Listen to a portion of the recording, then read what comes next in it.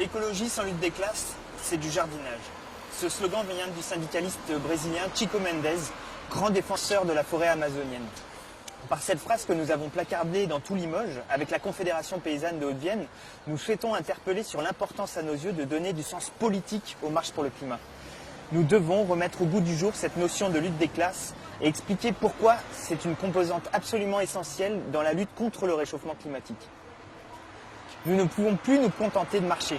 Nous devons converger, nous les paysans et les paysannes, les militants et les militantes écologistes, ainsi que les classes populaires, et radicaliser nos actions pour créer un rapport de force pour lutter contre le réchauffement climatique et la guerre sociale en cours. Nous devons lutter ensemble parce que les classes populaires et les paysans et les paysannes sont les plus exposés aux désastres climatiques. Et parce que nos ennemis sont communs, les multinationales et les dominants économiques, culturels et politiques. Ils nous maintiennent dans une précarité totalement injuste, mais absolument nécessaire au maintien de ce système qui détruit l'environnement.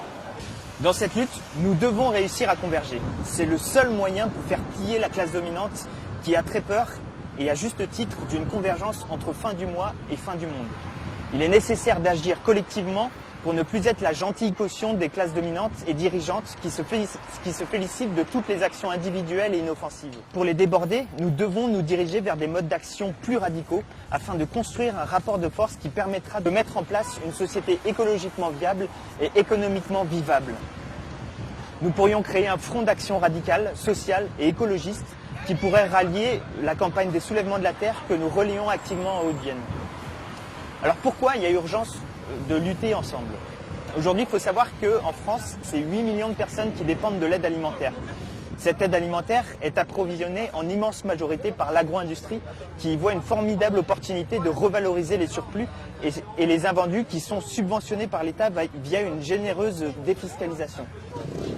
Ce système d'aide alimentaire est devenu une composante essentielle de la rentabilité du modèle agro-industriel qui est responsable d'une partie importante des émissions de gaz à effet de serre ainsi que de l'effondrement de la biodiversité. En d'autres termes, le modèle agro-industriel tient grâce au fait qu'il y ait énormément de pauvres en France. Si nous voulons passer à un modèle d'agriculture paysanne qui répondrait aux enjeux environnementaux, il faut bien que l'ensemble de la population puisse avoir accès à ces produits. Or, nous voyons bien que les classes populaires ne viennent jamais s'approvisionner dans les magasins de producteurs locaux ou les magasins bio. Et ce n'est certainement pas une question de volonté, mais bien une question d'accessibilité qui ne se réglera que par une meilleure répartition des richesses. Du côté des paysans et des paysannes, c'est la même histoire. En France, c'est un tiers d'entre nous qui ont un revenu inférieur à 350 € par mois. Dans une telle situation de précarité, on peut s'imaginer facilement la difficulté d'un paysan ou d'une paysanne à changer de mode de production. En effet, se passer des pesticides aurait obligatoirement un impact sur les coûts de production et donc sur le revenu déjà indécemment bas. Ceux qui utilisent les pesticides ne le font pas par plaisir, mais bien parce qu'ils sont enfermés dans un modèle qui les précarise. Dans le système économique actuel, la labellisation en agriculture biologique ou les circuits courts ne sont malheureusement pas une solution généralisable. Si les paysans et les paysannes qui sont en bio ou en circuit court s'en sortent aujourd'hui, c'est qu'ils vendent leur production dans un marché de niche qui leur permet de sortir du marché mondial et donc de vendre leur production à un prix qui leur permette une meilleure rémunération. Or, par définition, un marché de niche n'est pas extensible à l'infini. Car à un moment donné se posera la question du prix trop élevé pour les mangeurs et les mangeuses les plus précaires, qui ne peuvent pas s'acheter les produits bio et locaux. On en revient donc à la question de l'accessibilité des produits pour les classes populaires. Il y a donc une impossibilité de changer de modèle agricole vers un modèle d'agriculture paysanne tant que les questions d'inégalité qui sont intrinsèquement liées au système capitaliste ne sont pas réglées.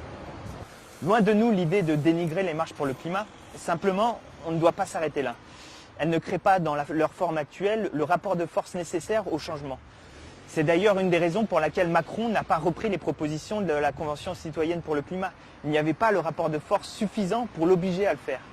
Nous devons donc nous rassembler, porter des drapeaux, prendre la parole, nous engager dans des organisations collectives militantes, syndicales ou associatives et surtout apprendre à développer des actions contre les lois illégitimes pour qu'un rapport de force se développe, une conflictualité s'installe, qu'une radicalité s'épanouisse et qu'enfin les choses commencent à bouger. Nous ne voulons plus être la gentille caution de ce système capitaliste qui nous détruit chaque jour un peu plus. Nous voulons résister et passer à l'action. Notre émancipation sociale ne nous sera pas accordée, nous devons la prendre collectivement.